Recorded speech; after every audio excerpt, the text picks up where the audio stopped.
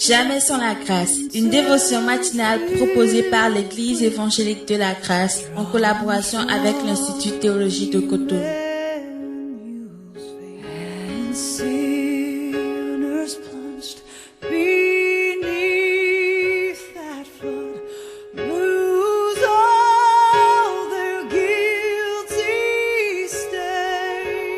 Bonjour, nouvelle journée, encore une nouvelle provision. Bienvenue dans la dévotion du jour qui nous amène toujours dans cette pensée qu'on est en train de voir depuis 3 jours déjà sur 1 Pierre. Donc nous allons lire simplement le verset 23 ce matin. 1 Pierre chapitre 1, le verset 22, où il est écrit: puisque vous avez été régénérés, non par une semence corruptible, mais par une semence incorruptible, c'est-à-dire la parole vivante et permanente de Dieu. Si nous prenons le même verset, mais dans une autre version, la version parole vivante, il est écrit là, c'est une version très dynamique: rappelez-vous que la semence de Dieu, par laquelle vous êtes nés de nouveau, n'est pas de nature mortelle et éphémère. C'est une semence immortelle. C'est la parole vivante et éternelle de Dieu. Amen. Un beau verset, n'est-ce pas? Donc c'est extraordinaire de voir, d'entendre parler de la semence.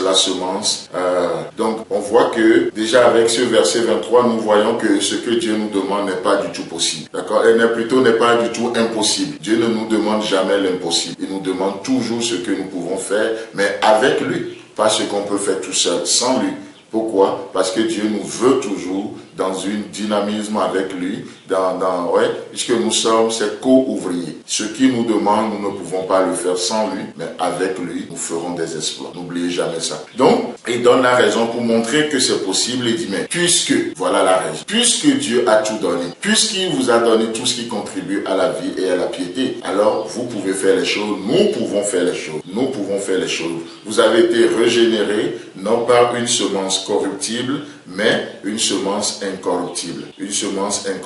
Donc c'est pourquoi, lorsque nous naissons de nouveau, la Bible nous parle de la nouvelle naissance, lorsque quelqu'un naît de nouveau, il a reçu les gènes de Dieu, il est régénéré. Et la Bible nous précise ici dans cette version même de parole vivante que nous venons de lire, que cette semence-là n'est pas une semence, cette semence n'a pas la nature mortelle. C'est pourquoi la Bible nous affirme avec raison, dans l'évangile selon Jean, chapitre 5, le verset 24, que celui qui croit au Fils, il est passé de la mort à la vie. Puisqu'il a reçu une semence qui n'est pas de la nature mortelle, non, puisqu'il a reçu une semence qui n'est pas éphémère. Donc, nous recevons les gènes de Dieu, nous sommes passés de la mort à la vie. Et ça, c'est la bonne nouvelle. Et on continue, et vous savez aussi que le type, parlant de la semence, je ne veux pas vous faire un cours d'agriculture ce matin, mais on sait que le type de semence qui a été plantée à l'intérieur d'une chose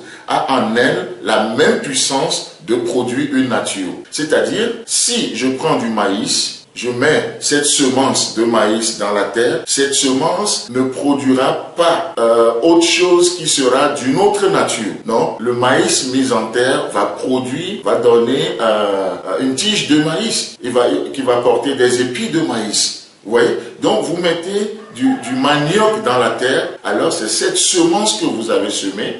Donc, l'arbre ou la plante qui va sortir sera de la même nature. Donc, le maïs ou la semence semée communique sa nature au futur plant, à l'arbre qui va pousser, aux plantes qui va pousser. Et c'est la même chose. Puisque nous sommes régénérés, nous avons reçu les gènes, la semence incorruptible de Dieu, alors nous participons maintenant à la nature de Dieu. Parce que c'est par cette semence que nous sommes nés de nouveau. Et c'est pourquoi la Bible dit que par ces promesses, nous devenons participants à la nature divine. Ce n'est pas par nos efforts. Non, par nos efforts, nous ne pouvons jamais participer à la nature divine. Mais par sa parole, par ses promesses, nous participons à la nature divine. C'est pourquoi la Bible nous affirme tout simplement que ce qui est chair, et ce qui est de l'esprit est aussi esprit. N'oublions pas ce principe que Dieu a donné dès la création. Après que Dieu ait fini de tout créer, qu'est-ce que Dieu dit? Nous trouvons ce principe-là, que chacun se reproduit selon son espèce.